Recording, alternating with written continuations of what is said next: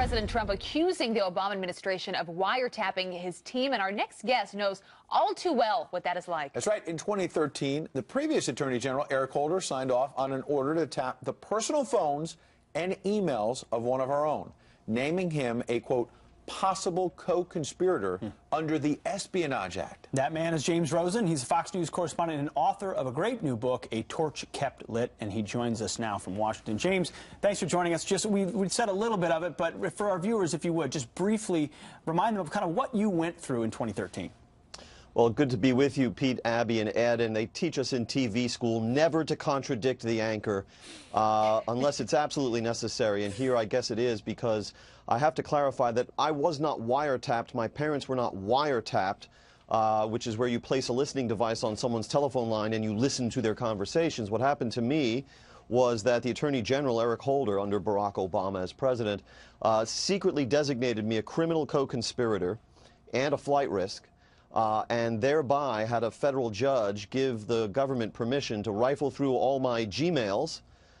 They could read the emails, and then also to get all the phone records associated with about 20 phones that I used at that time in my reporting.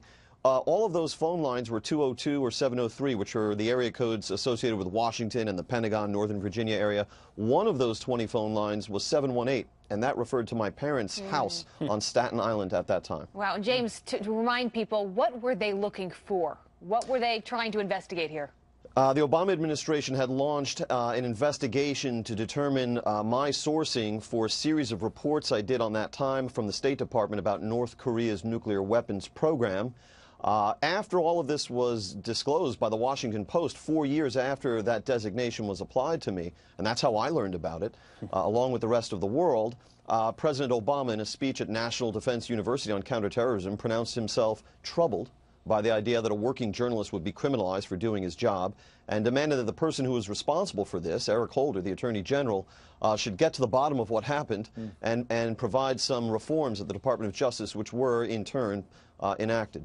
Well, James, to bring it to this story and why we had you on today, obviously with the current president's tweets yesterday, alleging that President Obama was behind wiretapping him, wiretapping Trump Tower. Separate case, but related in the sense that the reaction from the Obama camp yesterday, as you saw, was President Obama never ordered surveillance of any American citizen. Thin line there, which is he didn't personally order it, but clearly in your case, someone in his administration ordered surveillance of you, a U.S. citizen. Period.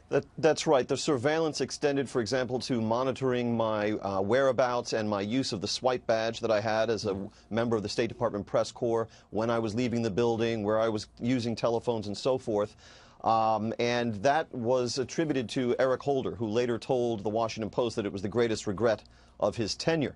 And that, by all accounts, this was illegal and unprecedented. Not even Neil Sheehan, who was the New York Times reporter back in 1971 who published the Pentagon Papers, 7,000 classified documents, was designated by the Nixon administration as a criminal co-conspirator in a violation of the Espionage Act. So that was an honor that I had all unto myself. But in the case of what we're hearing now from President Trump, there's just a lot we don't know. We have to caution our viewers that we hope to learn more about it. But if it's true that the Obama administration went to the FISA court to get some kind of surveillance at Trump Tower, whether it was of a computer tower or whether it was of the president's telephone, as he seems to believe when he uses terms like wiretapping, we would like to know what basis of probable cause would have been asserted in order to secure that permission for that surveillance. Does your own experience lead you to believe that something like this is possible? There's some dismissing it offhand, saying it would never happen.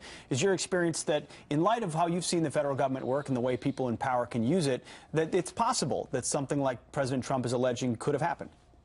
It's entirely plausible. This is the nature of the age in which we live, the age of Eric Snowden. But again, it remains unproved at this point.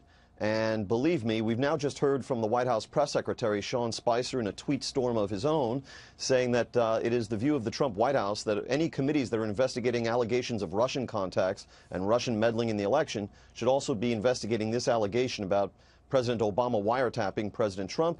And then this was the most remarkable of Sean's tweets. He said, the White House, neither the White House nor the president will comment further until such oversight is provided. That's probably the one thing Sean Spicer has ever said in his life that he's least sure will turn out to be true. that the president won't comment.